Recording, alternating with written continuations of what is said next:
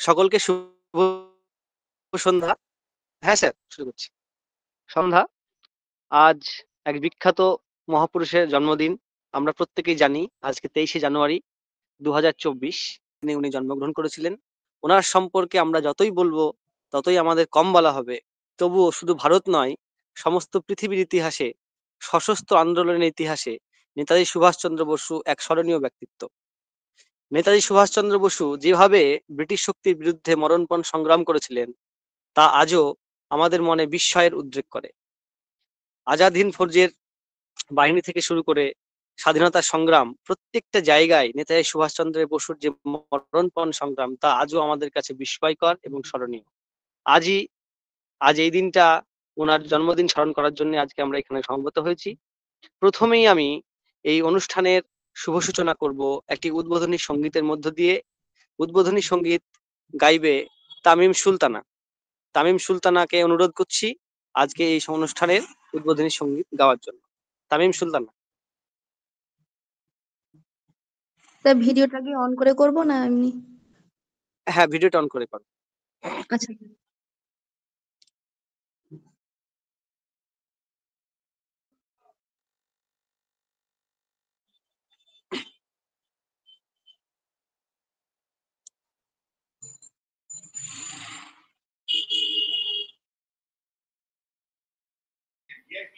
আমি মাইকটা অন করো, মাইকটা অফ হয়ে আছে। তামিম। নমস্কার। ভারত আমার ভারতবর্ষ, স্বদেশ আমার স্বপ্ন গো, তোমাতে আমরা লোভিয়া জানবো, ধন্য হয়েছি ধন্য গো। ভারত আমার ভারতবর্ষ, স্বদেশ আমার স্বপ্ন গো, তোমাতে আমরা লোভিয়া জন্ম, ধন্য হয়েছি ধন্য গো। কিরীটধারিণী তুষার শৃঙ্গে, সবুজে সাজানো তোমার দেশ। কিরীটধারিণী তুষার শৃঙ্গে, সবুজে সাজানো তোমার দেশ। তোমার উপমা তুমি, তোমার উপমা তুমি, তোমার রূপে নাহি কো শেষ। সঘন গহন তমসা সহসা আসে যদি নেমে আকাশে তোর, হাতে হাত রেখে মিলি একসাথে আমরা নির্গতন ভোর। ভারত আমার ভারতবর্ষ, স্বদেশ আমার স্বপ্ন গো, তোমাতে আমরা লোভিয়া জন্ম, ধন্য হয়েছি ধন্য গো। শক্তি দায়নি দামা শক্তি, ঘুচাও দিল তা ভীরু আবেশ। শক্তি দায়নি দামা শক্তি, ঘুচাও দিল তা ভীরু আবেশ। আধার রজনী ভয় কি জাননি, আধার রজনী ভয় কি জাননি, আমরা বাঁচাবো এ মহাদেশ। রবীন্দ্রনাথ বিবেকানন্দ বীর সুভাষের মহান দেশ, নাহি কো ভাবনা করি না চিন্তা, হৃদয়ে নাহি তো ভয়ের লেশ। ভারত আমার ভারতবর্ষ, স্বদেশ আমার স্বপ্ন গো, তোমাতে আমরা লোভিয়া জন্ম, ধন্য হয়েছি ধন্য গো, ধন্য হয়েছি ধন্য গো, ধন্য হয়েছি ধন্য গো। নমস্কার। খুব সুন্দর একটি উদ্বোধনী সঙ্গীতের মধ্য দিয়ে আমাদের অনুষ্ঠানের শুভ সূচনা হলো। অসংখ্য ধন্যবাদ তামিম সুলতানাকে। এর পরবর্তীতেই আমাদের কলেজের অধ্যক্ষ মহাশয় শ্রদ্ধেয় শ্রী গৌতম কুমার ঘোষ মহাশয়কে আজকে এই অনুষ্ঠানে স্বাগত ভাষণ দেওয়ার জন্য অনুরোধ করছি। স্যার। নমস্কার, শুভ সন্ধ্যা।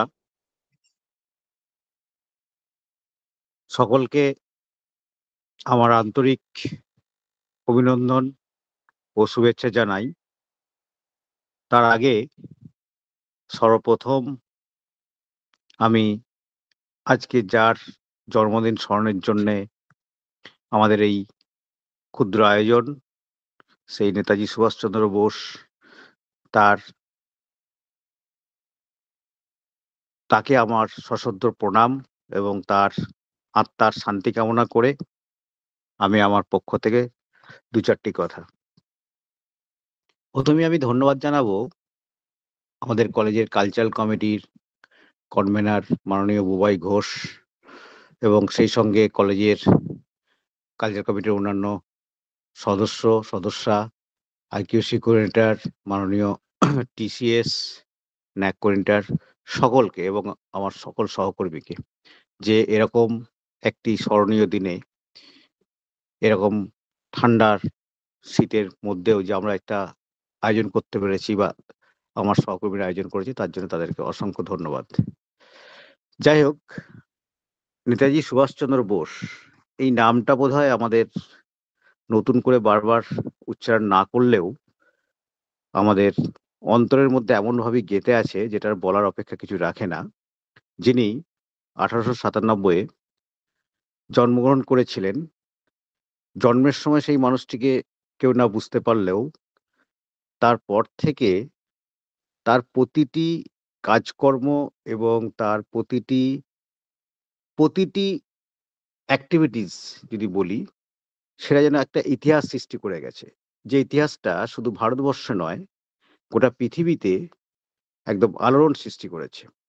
তার ছোটবেলা থেকে বড় হয়ে ওঠা থেকে শুরু করে ভারতবর্ষের যে 200 বছরের শাসনকাল, ব্রিটিশ সাম্রাজ্য, তাদের বিরুদ্ধে তার প্রতিবাদ বা তার যে আন্তরিক প্রচেষ্টা ভারত মাতাকে স্বাধীনতা এনে দেওয়ার জন্য, তার আগে তার ছোটবেলায় পড়াশোনা থেকে শুরু করে তার শিক্ষাগত যোগ্যতা এবং সর্বোপরি তার সেই মানুষটি চলে গিয়ে তার যে অন্তর্ধান, প্রতিটা রন্ধে রন্ধে যেন তিনি ইতিহাস সৃষ্টি করে গেছেন। তাই তাকে নিয়ে বলার ঔদ্ধত্য বা সাহসিকতা আমার খুব বেশি নেই। তবু যেটুকু মনে হয় যে আজকের দিনে দাঁড়িয়ে বোধহয় এরকম মানুষের পুনরায় ভীষণ ভীষণ প্রয়োজন হয়ে পড়েছে, শুধু ভারতবর্ষ নয়, গোটা পৃথিবীর বুকে। আমি নেতাজি সুভাষচন্দ্র বোসের কিছু বই নিজের আগ্রহে বা মানুষটাকে জানার জন্য হয়তো পড়েছি, কিন্তু সেখান থেকে যতটা না আমি তার সম্বন্ধে জানতে পেরেছি, আমি একবার গেছিলাম আন্দামানে গিয়ে যখন আমি সেলুলার জেলে তার সম্বন্ধে শুনি এবং তিনি সিঙ্গাপুর থেকে কিভাবে আমাদের ভারতের স্বাধীনতার জন্য প্রথম ভারতের জাতীয় পতাকা ওখানে পুঁতে দিয়েছিলেন বা উত্তোলন করেছিলেন, সেটাকে শুনে আমার গায়ে কাঁটা দিয়ে উঠল এবং তারপর থেকে তার যে জন্ম থেকে মৃত্যু রহস্য পর্যন্ত জানার আরো কৌতূহল বেড়ে উঠল।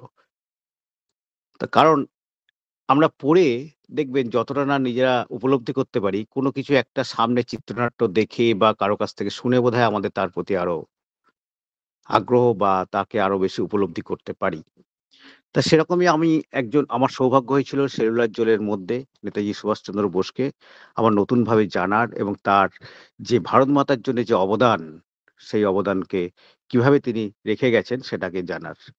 তো যাই হোক, আমি শুধু এইটুকুই বলতে চাই আজকের এই সন্ধ্যায় যে এরকম একটি জন্মদিন স্মরণ করে হয়তো সেই সমস্ত মানুষকে কোনোভাবেই বোধহয় আমাদের এতে ধরে রাখা যাবে না, যদি আমরা প্রতিদিন, প্রতিনিয়ত, প্রতি মুহূর্তে যদি নেতাজি সুভাষচন্দ্র বোসকে স্মরণ করতে পারি বা তার আদর্শকে আমরা মেনে চলতে পারি।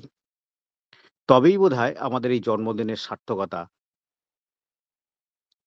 পালন করার সার্থকতা থাকবে। দেখুন, বর্তমান আমাদের মোবাইলের যুগ।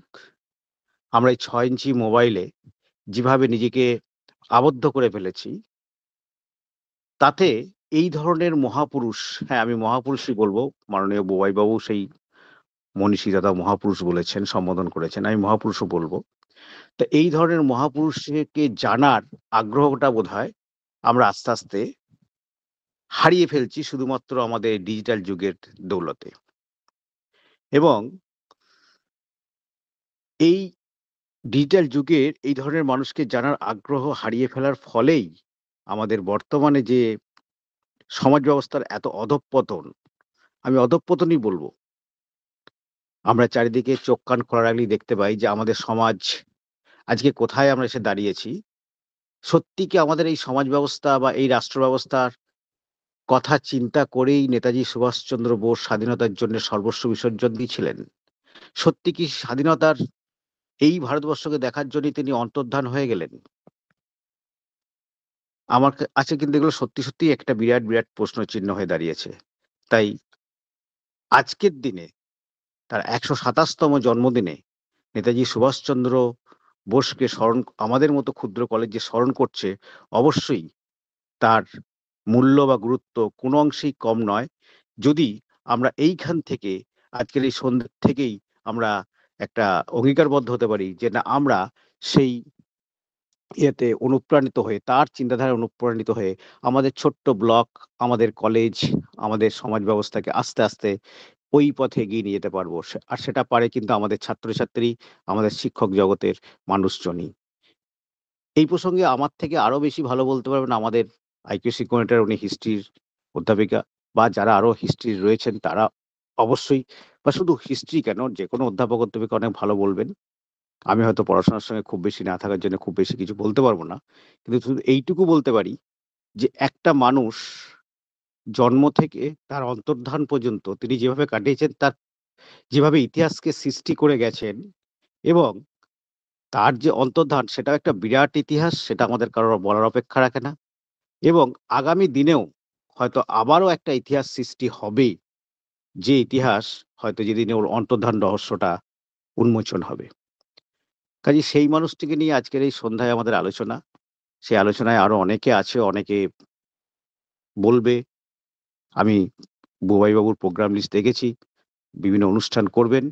তাই সেই প্রোগ্রাম বা অনুষ্ঠান আমাদের খুব সর্বাঙ্গীন সুন্দর হয়ে উঠুক, এইটুকু আশা রেখে, এবং যার জন্মদিনের আজকেই আমরা ব্রতী হয়েছি, তার আত্মার শান্তি কামনা করে এবং ওনাকে আবারও আবার আমার পক্ষ থেকে আন্তরিক শ্রদ্ধা জ্ঞাপন করে আমি আমার এই ক্ষুদ্র বক্তব্য শেষ করছি। ধন্যবাদ সকলকে। অসংখ্য ধন্যবাদ শ্রদ্ধেয় অধ্যক্ষ মহাশয়কে ওনার মূল্যবান বক্তব্য রাখার জন্য। এর পরবর্তীতে আমরা পরবর্তী অনুষ্ঠানের দিকে একটু এগিয়ে যাই। আমরা এর পরবর্তীতেই একটি সঙ্গীত শুনে নেব রিঙ্কি দত্তের গলায়। রিঙ্কি দত্ত তার সঙ্গীত গাইবে। রিঙ্কি দত্ত, তোমাকে অনুরোধ করছি তুমি তোমার সঙ্গীতটি গাওয়ার জন্য।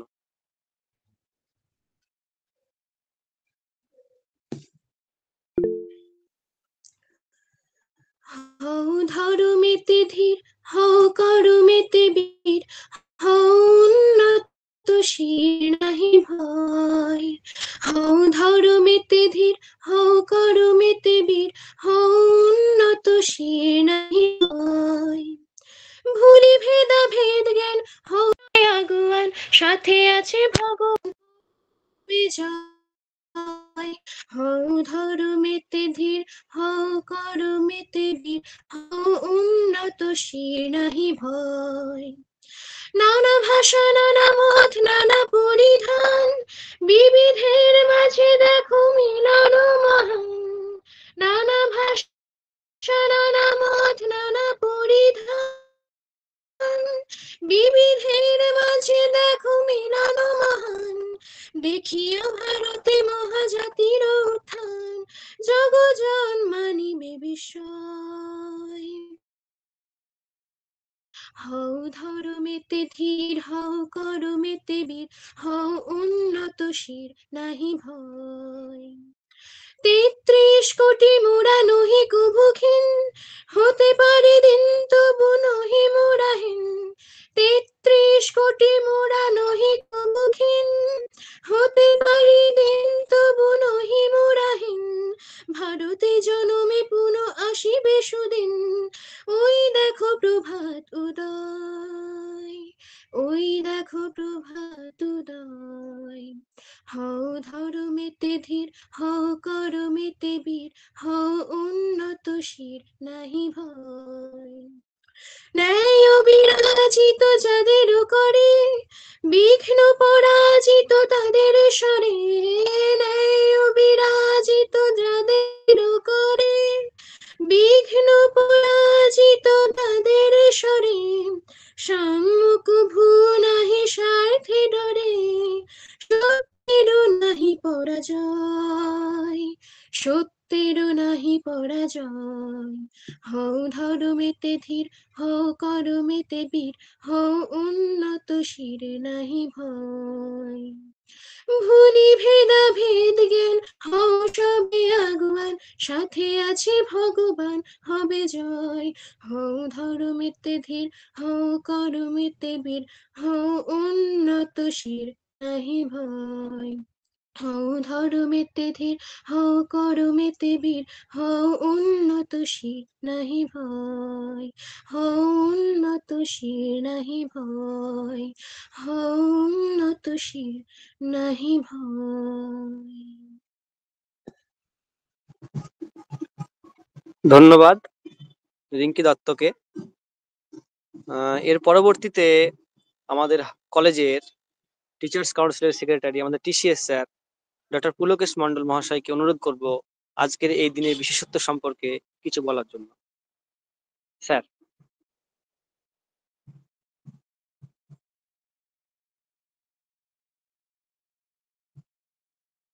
হ্যাঁ স্যার, শুনতে পাচ্ছেন? হ্যাঁ হ্যাঁ হ্যাঁ।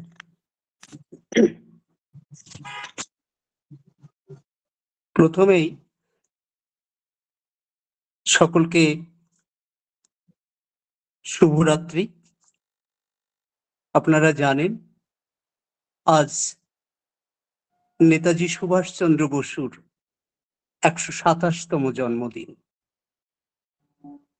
এই ১২৭তম জন্মদিন উপলক্ষে আমাদের কলেজের কালচারাল কমিটির পক্ষ থেকে যে সাংস্কৃতিক অনুষ্ঠানের আয়োজন করা হয়েছে, সেই অনুষ্ঠানে আমি যুক্ত হতে পেরে নিজেকে ধন্য মনে করছি। বিশেষ করে আজকে এই নেতাজির যে গুরুত্ব এবং আজকে দিনে যে তিনি কতটা প্রাসঙ্গিক, সে প্রসঙ্গে যাওয়ার আগে সর্বপ্রথমে আমি আমাদের মহাবিদ্যালয়ের অধ্যক্ষ মহাশয়, আমাদের মহাবিদ্যালয়ের আইকিউসির কোঅর্ডিনেটর ম্যাডাম, এছাড়া কালচারাল কমিটির কনভেনার বুবাই ঘোষ এবং উপস্থিত সকল শিক্ষক শিক্ষিকা মণ্ডলীদের উদ্দেশ্যে তাদের যথাযোগ্য স্থানে শ্রদ্ধা, ভক্তি ও প্রণাম জানিয়ে আমি দু একটি কথা বলবো। নেতাজি সুভাষচন্দ্র বসু 1897 সালের 23শে জানুয়ারি উড়িষ্যার কটক শহরে জন্মগ্রহণ করেছিলেন। জন্মের পর থেকেই তিনি দেশ সেবার ব্রতে ব্রতী হয়েছিলেন। দেশ মাতাকে শৃঙ্খল মুক্ত করার জন্য তিনি আজীবন সংগ্রাম করে গেছেন এবং শেষ পর্বে তার সেই মৃত্যু রহস্য নিয়েও আজও কিন্তু সেই মৃত্যু রহস্য উন্মোচিত হয়নি। নেতাজি সুভাষচন্দ্র বসু বাঙালির কাছে এক বিস্ময়। শুধু বাঙালি বা ভারতবাসী হিসাবে নয়, সমগ্র পৃথিবীর কাছে তিনি চিরবিস্ময়। এই নেতাজি সুভাষচন্দ্র বসু সশস্ত্র আন্দোলনের মধ্য দিয়ে ভারতবর্ষের স্বাধীনতা আনার স্বপ্ন দেখেছিলেন। নেতাজি সুভাষচন্দ্রের সমসাময়িক যে সমস্ত রাজনীতিবিদ বা বুদ্ধিজীবীরা ছিলেন, তারা কিন্তু তাকে পদে পদে কিভাবে দাবিয়ে রাখা যায় তার চেষ্টা করেছিলেন। এ প্রসঙ্গে আমি দু একটি উক্তি বলবো যে, জ্বলছিল জহর এ নারীদের দেহ, তবুও নেকড়েরা চুপ ছিল। আমাদের পড়ানো হয়েছিল আকবর মহান, তো মহারানা প্রতাপ তাহলে কে ছিলেন সেটা একটা বিস্ময়। রাস্তায় পড়ছিল লাশের পাহাড়, তবুও গান্ধীজি চুপ ছিল। পড়ানো হলো গান্ধীজির চরকায় এসেছে স্বাধীনতা, তো ফাঁসিতে চড়া কিশোর যুবকেরা কে ছিলেন? সে দড়ি আজও যত্নে রাখা আছে, যাতে গান্ধীজির ছাগল বাঁধা ছিল, কিন্তু সে দড়ি কোথায় যাতে ক্ষুদিরাম ভগৎ সিংহরা ঝুলেছিল? আজকে ইতিহাস, ভারতবর্ষের যে সঠিক ইতিহাস, সেই ইতিহাসটা বোধহয় আমার মনে হয় সেটা অন্যভাবে আমাদের সামনে উপস্থাপিত করা হয়। প্রকৃত ইতিহাস আমরা পড়ি না, আমরা একটা ভুল ইতিহাস পড়ি, আর বিশেষ করে সেই ভুল পড়তে পড়তে নিজেরাও আমরা সেই ভুল পথেই চালিত হতে চলেছি। যে সময় দাঁড়িয়ে গান্ধীজি চরকায় স্বাধীনতা আনার কথা ভেবেছিলেন, সে সময় কিন্তু অলরেডি পাওয়ার লুম এসে গেছে, বিভিন্ন রকম উন্নত কারিগরি ব্যবস্থা এসে গেছে। কিভাবে ভারতবর্ষকে থমকে রাখা হবে সেই পথে চালিত করছিলেন কপিতয় রাজনীতিবিদ নেতাজি সুভাষচন্দ্র বসু, যিনি বলেছিলেন, তোমরা আমাকে রক্ত দাও, আমি তোমাদের স্বাধীনতা দেব। তিনি পারতেন। আজাদ হিন্দ ফৌজ গঠন করেছিলেন।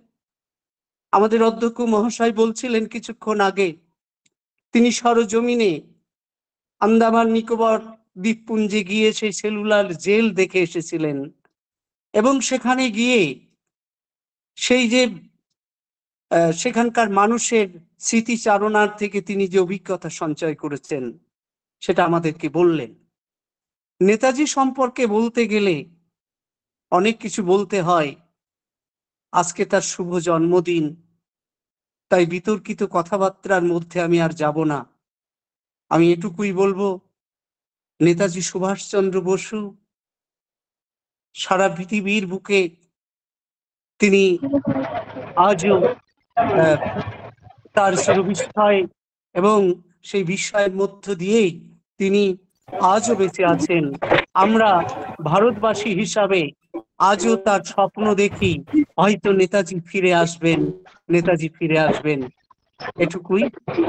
সবাইকে আবারও অনেক অনেক শ্রদ্ধা এবং ভালোবাসা জানিয়ে আমি আমার সংক্ষিপ্ত বক্তব্য শেষ করলাম। সবাই ভালো থাকবেন, সুস্থ থাকবেন।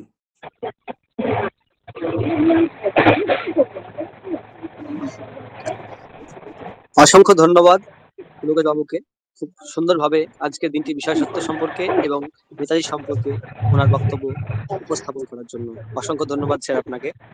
এর পরবর্তীতেই একটি আবৃত্তি শুনে নেব আমরা সালমা খাতুনের কণ্ঠে। সালমা খাতুনকে আবৃত্তি করার জন্য অনুরোধ করছি। সালমা খাতুন।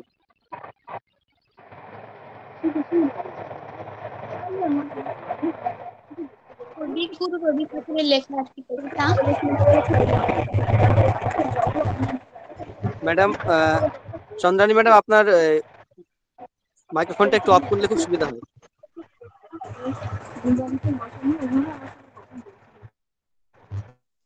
সার্থক জনম আমার, জন্মেছি এই দেশে, সার্থক জনম মাগো তোমায় ভালোবেসে।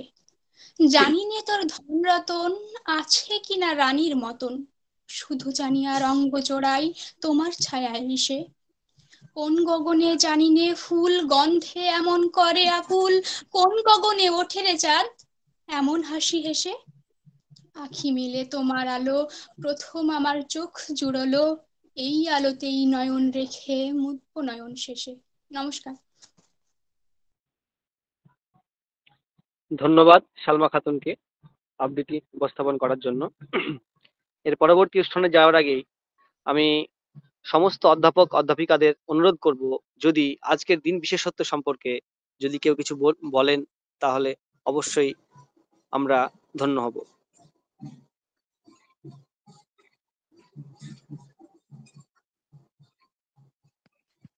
এছাড়াও কোনো ছাত্রছাত্রীদের পক্ষ থেকে যদি কেউ বলতে চাও। হ্যাঁ স্যার। ম্যাডাম কিছু বলবেন কিনা? হ্যাঁ, ম্যাডাম তো বলবেন, ম্যাডামকে অবশ্যই আমরা শুনবো ম্যাডামের কথা, কিন্তু ম্যাডাম বলেছেন যে উনি ধন্যবাদ জ্ঞাপন এবং অনুষ্ঠান একসঙ্গেই বলবেন, ওই জন্য ম্যাডামকে আমরা অবশ্যই বলবো, ওনার কাছ থেকে আমরা অবশ্যই শুনবো। ছাত্রছাত্রীদের পক্ষ থেকে যদি কেউ কিছু বলতে চাও তোমরা বলতে পারো, আর না হলে আমরা পরবর্তী অনুষ্ঠানের দিকে এগিয়ে যাব।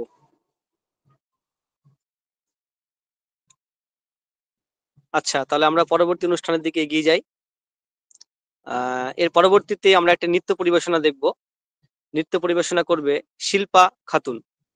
শিল্পা খাতুনকে অনুরোধ করছি এর পরবর্তী নৃত্য পরিবেশনা করার জন্য। হ্যাঁ স্যার। শিল্পা, তুমি ভিডিওটা অন করে নৃত্য পরিবেশনা করবে। আর করে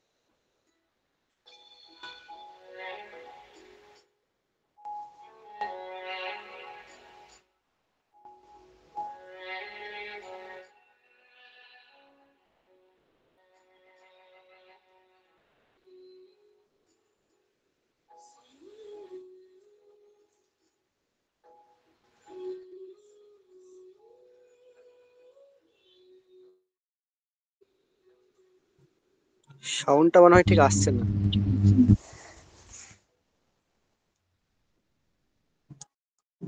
ধন্যবাদ শিল্পা খাতুনকে নৃত্য পরিবেশনা করার জন্য। আমরা অনুষ্ঠানের প্রায় শেষ মুহূর্তে চলে এসেছি।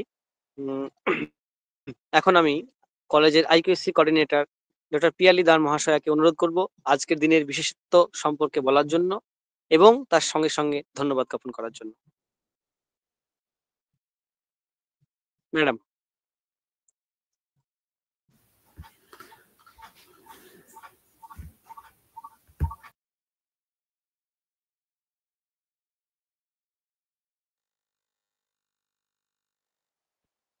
বলছে আমার কথা কি শোনা যাচ্ছে? হ্যাঁ ম্যাডাম, শোনা যাচ্ছে। Thank you. এরকম একটা সাংস্কৃতিক সন্ধ্যায় আমাকে ধন্যবাদ জ্ঞাপনের সুযোগ দেওয়ার জন্য। আহ আমি আজকের এই যে সাংস্কৃতিক সন্ধ্যা, সেখানে প্রথমেই নেতাজি সুভাষচন্দ্র বোসকে আন্তরিকভাবে শ্রদ্ধা জানাই। তার জন্মদিনে আমরা যে এই আয়োজন করেছি এবং আমাদের কলেজের পক্ষ থেকে যে আয়োজন করা হয়েছে তার জন্য সাংস্কৃতিক কমিটিকে আন্তরিকভাবে ধন্যবাদ জানাই। সুভাষচন্দ্র বোস তিনি মহাপুরুষ, তিনি যুগনায়ক, তিনি আমাদের কাছে নেতাজি। তার প্রতি আমরা ভারতীয়রা, বিশেষ করে আমরা বাঙালিরা একটু বেশি আবেগপ্রবণ। তার কারণ একটুখানি যদি ভারতবর্ষের ইতিহাসকে আমরা দেখি, বিশেষ করে স্বাধীনতা সংগ্রামের ইতিহাসকে, তাহলে দেখব 1905-এর দিকে, যখন তার আগে 1885 দশকে যখন প্রথম ভারতীয় জাতীয়তাবাদের উত্থান ঘটছে 1880-র দশকে, তখন বাংলা ছিল এর একটা অন্যতম কেন্দ্রবিন্দু জাতীয়তাবাদী রাজনীতির। কিন্তু যখন 1885-তে জাতীয় কংগ্রেস প্রতিষ্ঠা হচ্ছে সর্বভারতীয় দল হিসাবে, তারপর থেকে আমরা দেখতে পাচ্ছি সেখানে একটা সংকীর্ণ প্রাদেশিক রাজনীতি জাতীয় কংগ্রেসের মধ্যে প্রবেশ করছে। যদি প্রথম অধিবেশনের স্ট্রাকচারটা একটুখানি দেখি, তাহলে দেখতে পাবো প্রথম অধিবেশনে যোগদান করছেন 72 জন প্রতিনিধি, সেখানে বাংলা থেকে মাত্র 4 জন প্রতিনিধি। ফলে দেখা যাচ্ছে প্রথম থেকে একটা সংকীর্ণ প্রাদেশিক রাজনীতি কিন্তু ভারতবর্ষের রাজনীতিতে উপস্থাপিত হয়েছে। এবং সেখানে দাঁড়িয়ে নেতাজি হচ্ছেন এমন একজন ব্যক্তিত্ব যিনি বাঙালিকে সর্বভারতীয় স্তরে প্রতিনিধিত্ব করতে সক্ষম হয়েছিলেন। বাঙালির যে জাতীয়তাবাদ, বাঙালির যে দেশপ্রেম, তার একজন প্রতিনিধি হয়ে উঠেছিলেন তিনি ভারতবর্ষের রাজনীতিতে। ফলে তার প্রতি আমরা খুব আবেগপ্রবণ। তাকে আমরা বাঙালি জাতীয়তাবাদের একজন অন্যতম প্রতিনিধি হিসাবে আমরা গণ্য করি। কিন্তু মুশকিল হচ্ছে যে আমরা তাকে যতটা না দেশ নায়ক হিসাবে দেখি, তার থেকে অনেক বেশি মূল্যায়ন করি গান্ধীজি বনাম নেতাজি বিতর্কের একটা বিষয় হিসাবে। এবং স্বাভাবিক, আমরা বাঙালি, আমরা নেতাজিকে জিতিয়ে দিয়ে অত্যন্ত খুশি হই। আমরা এটা বলে অত্যন্ত খুশি হই যে তিনি সংকীর্ণ প্রাদেশিক রাজনীতি শিকার হয়েছিলেন। ফলে যেটা হয় যে তার যে কন্ট্রিবিউশন ভারতীয় রাজনীতিতে, বিশেষ করে নেতাজি হিসাবে, দেশ নায়ক হিসাবে, সেটা যথার্থ মূল্যায়ন আমরা করতে পারি না। এবং সেটার জন্য জাতীয় স্তরে বিভিন্ন ঐতিহাসিকরা যত না রেসপন্সিবল, তার থেকে আমরা বাঙালিরা কিন্তু কম রেসপন্সিবল নই। তাই তাকে যদি বুঝতে হয়, তাকে যদি জানতে হয়, তাহলে তার যে কর্ম পদ্ধতি বা কর্মপন্থা, সেগুলোকে একটু ভালো করে যদি আমরা দেখি, তাহলে দেখতে পাবো প্রথম যে জায়গাটা, অন্তত আমি যে জায়গাটাতে নেতাজিকে একজন মহানায়ক হিসাবে মনে করি, একজন দেশ নায়ক হিসাবে মনে করি, সেটা হচ্ছে তার মধ্যে সমাজতান্ত্রিক মনোভাব তো ছিলই, সেগুলো তো ইতিহাসের অত্যন্ত আলোচ্য বিষয়। তার থেকেও আমার যেটা মনে হয় সেটা হচ্ছে যে তার ধর্মনিরপেক্ষতা। কারণ যে সময়ে তিনি ভারতবর্ষের রাজনীতিতে আসছেন, সেই সময়ে ভারতবর্ষের রাজনীতির একটা বড় সমস্যা ছিল, বিশেষ করে ভারতীয় স্বাধীনতা আন্দোলনের বড় সমস্যা ছিল, সেটা হচ্ছে সাম্প্রদায়িক রাজনীতির উত্থান, যেটা ভারতীয় রাজনৈতিক সংগ্রামকে অনেকাংশে দুর্বল করে ফেলেছিল। অথচ নেতাজি যখন তিনি আসছেন, তখন তার কাছে আমরা দেখতে পাচ্ছি তার মধ্যে কিন্তু তার যে রাজনীতি, তার যে চিন্তাধারা, তার মধ্যে কোথাও কিন্তু সাম্প্রদায়িকতা ছিল না। বিশেষ করে তিনি যখন ভারতবর্ষের বাইরে যাচ্ছেন, তিনি যখন আজাদ হিন্দ ফৌজের দায়িত্ব গ্রহণ করছেন, তখন তার মধ্যে এই যে ধর্ম সম্বন্ধীয় বা প্রাদেশিক ভেদাভেদ, এগুলোকে তিনি গুরুত্ব দিচ্ছেন না। হিন্দু, মুসলিম, শিখ সবাইকে তিনি সমান চোখে দেখছেন, এবং তার এই ভাবটাই কিন্তু আজাদ হিন্দ ফৌজকে অনুপ্রাণিত করেছিল। যদি আমরা নেতাজি সম্পর্কে একটু দেখি, তাহলে আমরা দেখব যে তিনি ইন্ডিয়ান সিভিল সার্ভিস পরীক্ষায় পাশ করছেন, অথচ সেই সুযোগটাকে তিনি ছেড়ে দিচ্ছেন। এরকম বহু ভারতীয়রা ছিলেন যারা কিন্তু এই সুযোগ ছেড়ে দিয়েছিলেন। তার মধ্যে একজন হচ্ছে আমরা যদি বিনয় বসুর কথা বলি, তিনিও ছেড়ে দিয়েছিলেন। কিন্তু তার মহানুভবতাটা এই জায়গায় যে তিনি চিরাচরিত যে ভারতীয় রাজনীতি, তার বাইরে গিয়ে ভারতবর্ষের রাজনীতিকে একটু নতুন ভাবে দেখতে চেয়েছিলেন।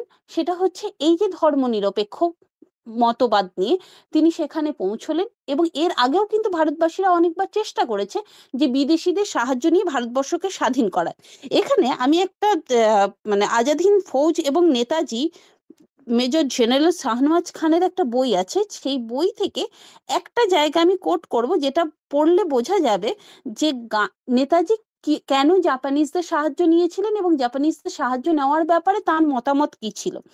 তিনি এক জায়গায় বলছেন যে সত্যি কথা বলতে কি, বিশ্বাস আমি ব্রিটিশদেরও করি না, জাপানিদেরও করি না। দেশের স্বাধীনতার ব্যাপারে বিশ্বাস কাউকেই করা যায় না। আমরা যতদিন দুর্বল থাকব, শক্তিশালী যে কোনো জাতি সুযোগ পেলে আমাদের শোষণ করতে ছাড়বে না। নেতাজি বললেন, জাপানিদের হাত থেকে আত্মরক্ষা করার শ্রেষ্ঠ উপায় হচ্ছে আমাদের নিজেদের শক্তিতে উদ্বুদ্ধ হয়ে ওঠা। এখানে চিরাচরিত ভারতীয় রাজনৈতিক যে প্রথা বা ভারতীয় রাজনৈতিক যে নীতি, তার সাথে নেতাজির পার্থক্য। এই আত্মশক্তি জাগরণের কথা একসময় রবীন্দ্রনাথ ঠাকুরও বলেছিলেন, যে আত্মশক্তির যদি জাগরণ না হয়, যদি আমরা নিজেদেরকে ভিতর থেকে শক্তিশালী করে তুলতে না পারি, তাহলে আমাদের পক্ষে কখনোই সম্ভব হবে না নিজেদের প্রকৃত স্বাধীনতাকে অর্জন করা। যদি আমরা দুর্বল থাকি, তাহলে হয়তো একটা জাতিকে তাড়িয়ে দেব, আর একটা জাতি আমাদেরকে ডমিনেট করবে। সুতরাং তার জন্য আমাদেরকে নিজেদেরকে শক্তিশালী করে তুলতে হবে। নেতাজি আরো বলছেন, ভারতবর্ষে গিয়ে যদি আমরা দেখি জাপানিরা ব্রিটিশের আসনে নিজেরা বসতে চাইছে, তাহলে আমরা তাদের বিরুদ্ধেই অস্ত্র ধারণ করব। অর্থাৎ আমরা দেখতে পাচ্ছি যে নেতাজির এই যে মনোভাব, অর্থাৎ আত্মশক্তির জাগরণ, ধর্ম নিরপেক্ষ একটা মনোভাব, সেটা যদি ভারতবর্ষের, সত্যি কথা বলতে যদি ভারতীয় রাজনীতির মূল আদর্শ হতো, তাহলে হয়তো ভারতবর্ষের স্বাধীনতা, যে স্বাধীনতা আমরা চেয়েছিলাম, সেই স্বাধীনতাই আমরা পেতাম। কারণ আমরা যে স্বাধীনতা পেয়েছি, সেই স্বাধীনতার বিনিময়ে আমরা পেয়েছি দুখণ্ড একটা ভারতবর্ষ, যে ভারতবর্ষের সাম্প্রদায়িকতা, যে ভারতবর্ষে দেশভাগের যন্ত্রণা আছে, সেই ভারতবর্ষকে আমরা পেয়েছি। এই ভারতবর্ষকে হয়তো আমাদের পেতে হতো না, যদি আমরা নেতাজির দেখানো পথে কিছুটা চলতে পারতাম, এবং যদি এখনো কিছুটা চলতে পারি তার দেখানো পথে, তার আদর্শের পথে, তাহলে হয়তো ভারতবর্ষের যে সমস্যা, সেই সমস্যাগুলো অনেক বেশি দূরীভূত হবে। কারণ ভারতীয় সমস্যাটা কিন্তু ভারতীয় মানে সমাজের যে চিরাচরিত পরিকাঠামো, ভারতীয় রাজনীতির যে চিরাচরিত পরিকাঠামো, তার অনেকটা গভীরে আছে, এবং তার জন্য আমাদের এই সাম্প্রদায়িক মনোভাবকে দূর করতে হবে, নিজেদেরকে শক্তিশালী করে তুলতে হবে। এবং বিশেষ করে আমার নেতাজির যে জায়গাটা সব থেকে ভালো লাগে, আমি ব্যক্তিগতভাবে এটা মনে করি, যে নেতাজি কোনো কিছুরই তোয়াক্কা করতেন না। তিনি ভারতবর্ষের রাজনীতির মধ্যে থেকে যখন দেখলেন একটা মানে তার প্রতি একটা মানে সাহায্য না করার একটা মনোভাব, তখন তিনি দেশের বাইরে গেলেন। অর্থাৎ দেশকে স্বাধীন করতে হবে, এটা তার মূল টার্গেট ছিল, এবং সেটা অ্যাচিভ করার জন্য তিনি যে কোনো জায়গার থেকে তার জন্য তিনি সংগ্রাম করতে প্রস্তুত ছিলেন। তার এই যে একটা দৃঢ়চেতা মনোভাব, অর্থাৎ করতে হবে, সুতরাং সেটা যে কোনো উপায়ে করতে হবে, এই মনোভাবের দ্বারা আমি অনুপ্রাণিত হই। তিনি আমার কাছে একজন দেশ নায়ক শুধু নন, আমার অনুপ্রেরণা তিনি। তাই আজকে তার জন্মদিনে আমি আবারও তাকে সশ্রদ্ধ নমস্কার জানাচ্ছি, সশ্রদ্ধ শ্রদ্ধাঞ্জলি জানাচ্ছি। এরপর আমি আর একটি মানে ধন্যবাদ জ্ঞাপন করতে চাই।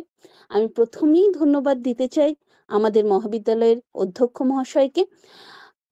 তার অনুপ্রেরণা, তার সবসময় যে পাশে থাকার যে মনোভাব, তার জন্যই আমাদের পক্ষে এত কম সময়ে আমরা এই ধরনের অনুষ্ঠান আয়োজন করতে সক্ষম হই।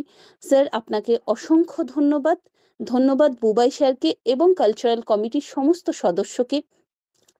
আপনারা যেভাবে উৎসাহ এবং উদ্দীপনার সাথে এই ধরনের অনুষ্ঠানগুলির আয়োজন করছেন, এত কর্মব্যস্ততার মধ্যেও আপনাদেরকে অসংখ্য ধন্যবাদ জানাচ্ছি। বাহাদুর স্যার, আপনাকে ধন্যবাদ জানাই। এই যে আন্তর্জালিক যে সাংস্কৃতিক সন্ধ্যা, সেটাকে এত সুন্দরভাবে আয়োজন করার জন্য ধন্যবাদ জানাই আমাদের মহাবিদ্যালয়ের সমস্ত অধ্যাপক, অধ্যাপিকা, শিক্ষাকর্মী সকলকে। ধন্যবাদ জানাই আজকে অনুষ্ঠানে যে সমস্ত ছাত্রছাত্রীরা পারফর্ম করেছো তাদেরকে, এবং আমাদের টিসিএস স্যারকে। তার মূল্যবান বক্তব্য আমরা শুনেছি, তিনি বরাবরই ভালো বলেন এবং তার বলা আমাদেরকে অনুপ্রেরণা জাগায়। ধন্যবাদ স্যারকে। আর যে সমস্ত ছাত্রছাত্রীরা উপস্থিত হয়েছো, যারা পারফর্ম করনি কিন্তু তারা শুনছো, ইউটিউবের মাধ্যমে শুনছো হয়তো, তাদেরকে আন্তরিকভাবে ধন্যবাদ জানাই। আবারও ধন্যবাদ সকলকে, সকলে ভালো থাকবেন। শুভরাত্রি। অসংখ্য ধন্যবাদ আমাদের আইকিউসি কোঅর্ডিনেটর ম্যাডামকে। ওনার নেতাজি সম্পর্কে যে মূল্যবান বক্তব্য তিনি যেভাবে আমাদের সামনে তুলে ধরলেন, আমরা সত্যি অনেক কিছু জানলাম, শিখলাম। আরো আমরা অনেক জানবো ওনার কাছ থেকে। উনি আমাদের হিস্ট্রি ডিপার্টমেন্টের অধ্যাপিকা। আমরা এর পরেও ওনার সম্পর্কে অনেক শোনার সুযোগ পাবো। আমরা চাইবো যে এই ধরনের সাংস্কৃতিক অনুষ্ঠান যেন প্রতিনিয়তই আমরা করতে পারি। এছাড়াও অন্যান্য যে প্রোগ্রামগুলি বা সাংস্কৃতিক অনুষ্ঠানগুলি আমাদের হচ্ছে, সেগুলো যেন আমরা আপনাদের সহযোগিতার মধ্য দিয়ে এইভাবে সম্পন্ন করতে পারি। তাই সকলকে অসংখ্য ধন্যবাদ জানাই। সকলকে অসংখ্য ধন্যবাদ জানিয়ে আজকের সাংস্কৃতিক সন্ধ্যা এখানেই শেষ করছি। শুভরাত্রি, সবাই খুব ভালো থাকবেন।